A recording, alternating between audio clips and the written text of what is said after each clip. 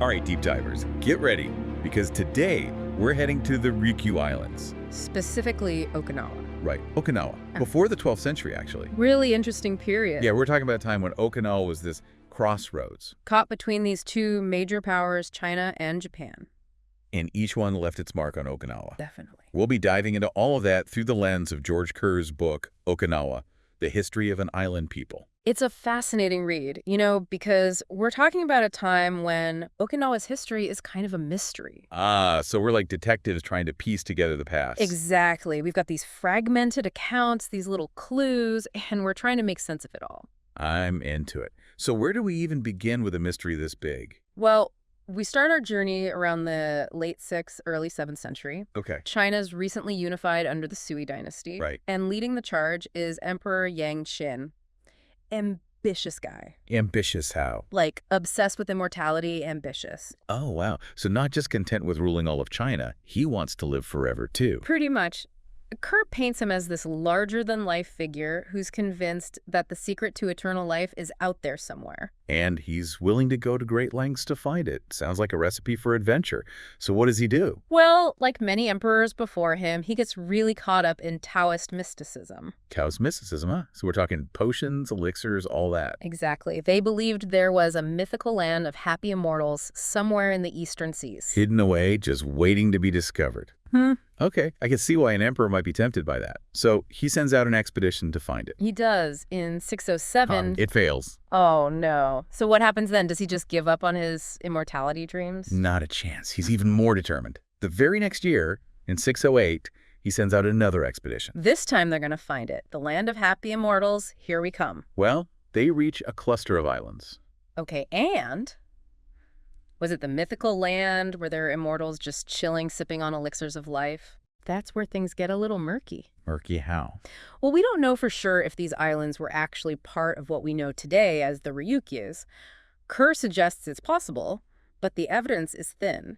Okay, so a little frustrating for us history detectives.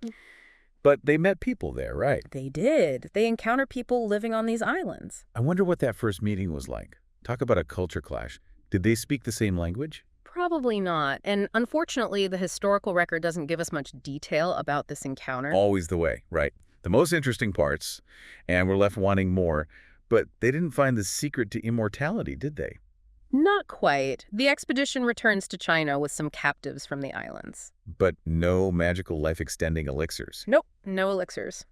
But there's this really intriguing detail that Kerr highlights. It seems there was a Japanese envoy present at the Chinese court. Okay. And he recognizes the captives.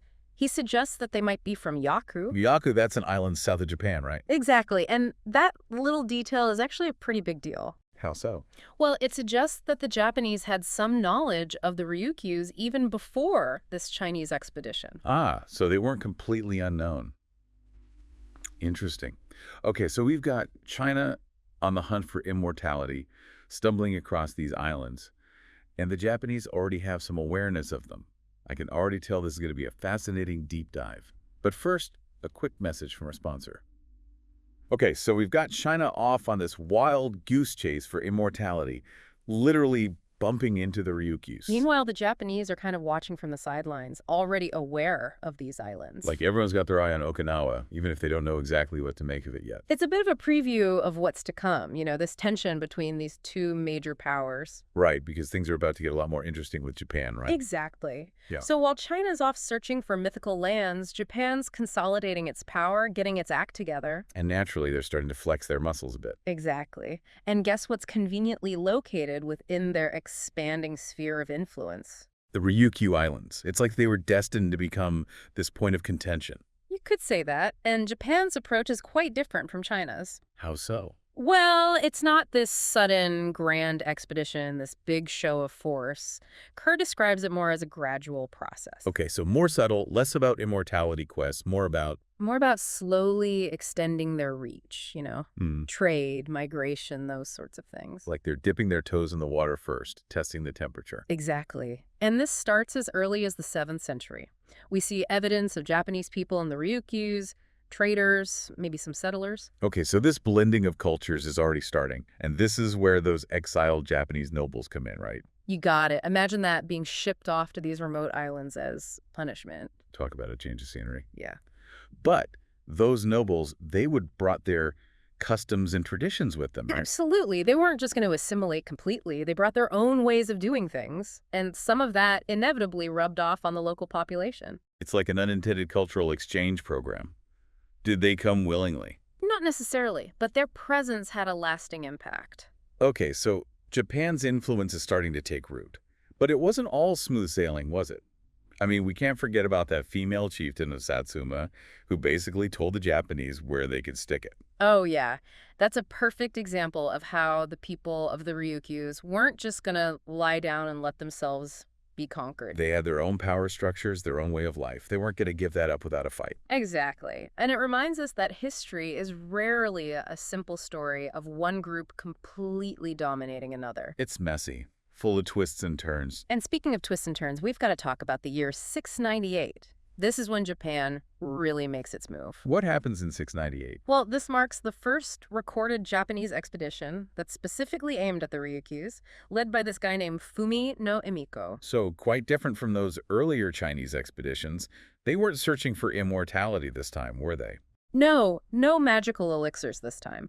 This expedition was all about solidifying ties, establishing a more formal presence. Making it clear that Japan was a force to be reckoned with. Precisely, and part of that involved securing tribute from the Ryukyus. So like a symbolic gesture of submission, what kind of tribute are we talking about? Could be anything, really. Gifts, resources, even just acknowledging the Japanese emperor's superiority. Basically a way of establishing a hierarchy, even if it wasn't total control. You got it. And get this, Kerr actually mentions a delegation from the Ryukyus arriving in Nara, the Japanese capital. Just a few decades later, in 720, they brought gifts, offerings for the emperor. Wow.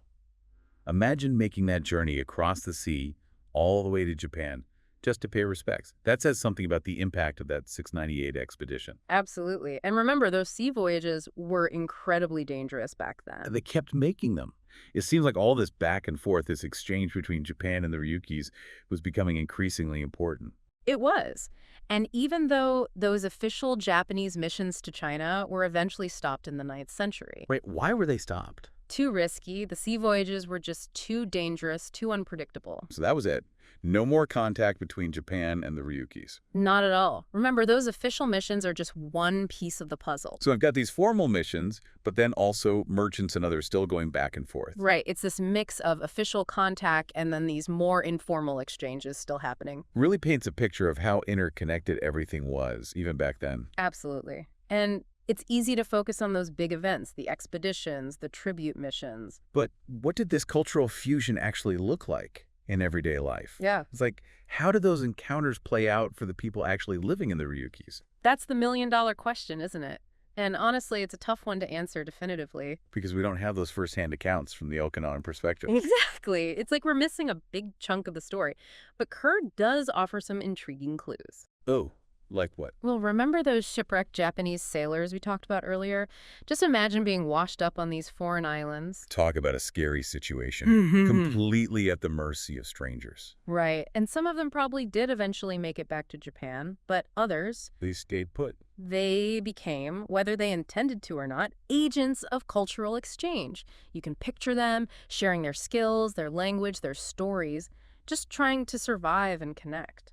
It's funny how those kinds of everyday interactions can have such a lasting impact. Just one person's story shared over and over. Absolutely. And it reminds us that cultural transmission isn't always this top-down thing. It's often happening in those unexpected personal moments. Okay, but we do have to acknowledge that not all of these encounters would have been so harmonious. Of course not. We're talking about power dynamics, different cultures clashing. There would have been coercion, exploitation, even violence. It's complicated. For sure. But ultimately, this blending of cultures, it's what helped shape Okinawa's distinct identity, right? You see these Japanese influences woven into their language, their art, even their social structures. Precisely. And it all goes back to those early encounters. It makes you wonder, how would things have been different if those Chinese explorers had actually stumbled upon the Land of Happy Immortals? Oh man, good question. Would Okinawa have become this, like, haven for immortality seekers. That would have changed everything. Right. It's a fun thought experiment, but it just goes to show how much of history hinges on these seemingly random events. It's like a chain reaction. One encounter leads to another, and boom, the course of history has changed forever. Well, I think we've definitely uncovered more layers to Okinawa's story today. It's a fascinating period full of mystery and intrigue. And for those wanting to go even deeper, I highly recommend checking out George Kerr's book, Okinawa, The History of an Island People. It's a treasure trove of information. Until next time, deep divers, keep exploring.